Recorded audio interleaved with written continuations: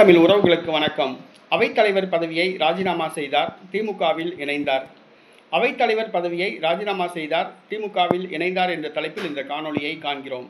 2026 தமிழக சட்டசபை தேர்தல். சீட்டு கிடைக்காத நிறைய பேர் கூட்டணி தாவுவாங்க, கட்சியிலிருந்து விலகுவாங்க. இது சர்வ சகஜம்.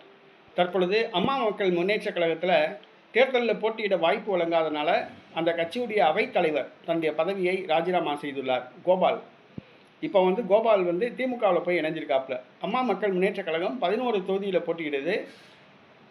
இந்த 11 தொகுதியில் போட்டியிடுறதுனால நிறைய பேர்த்துக்கு சீட்டு கிடைக்கல. கடந்த முறை 150 தொகுதியில் போட்டியிட்டாங்க.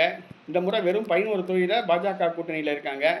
சீட்டு கிடைக்காத பலர் கட்சியிலிருந்து விலகி வர்றாங்க. இந்த சூழ்நிலையில் அம்மா மக்கள் முன்னேற்ற கழகத்தின் அவைத்தலைவர் கோபால் முன்னாள் சட்டமன்ற உறுப்பினர் தன்னுடைய பதவியை ராஜினாமா செஞ்சுட்டு திமுகவில் போய் இணைஞ்சிருக்காங்க. இன்றைக்கி அம்மா மக்கள் முன்னேற்ற கழகத்தை சார்ந்தவர்கள் நிறைய பேர் அதிமுகவோட கூட்டணி வச்சனால கட்சியிலேருந்து விலகி சசிகலா கட்சியில் போய் சேர்றாங்க. அதான் ரொம்ப ஆச்சரியம். அதே தினகரனுக்கு அதிர்ச்சியை கொடுக்குது. அது போக இப்போ திமுகலையும் போய் சேர ஆரம்பிச்சிருக்காங்க. நிறைய பேர் தமிழக வெற்றி கழகத்திலையும் சேர ஆரம்பிச்சிருக்காங்க.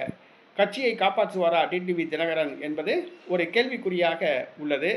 இன்றைக்கி நிறைய பேர் திமுகவில் போய் இணைஞ்சிருக்காங்க. திமுக மகிழ்ச்சியோடு வரவேற்குது. ஏன்னா தினகரன் கட்சியை சார்ந்தவங்கள தங்கள் கட்சியில் இணைச்சோம்னா முக்குளத்தூர் வாக்குகள் தங்களுக்கு கிடைக்கும் அப்படின்னு சொல்லிட்டு திமுக கனவு காங்குது. அங்கிட்டு சசிகலா தனித்து போட்டியிட்டு முக்குளத்தூர் வாக்குகளை பிரிப்போம்னு சபதம் எடுத்திருக்காங்க. தேர்தலில் என்ன நடக்குது என்பதை நாம் பொறுத்திருந்து பார்ப்போம்.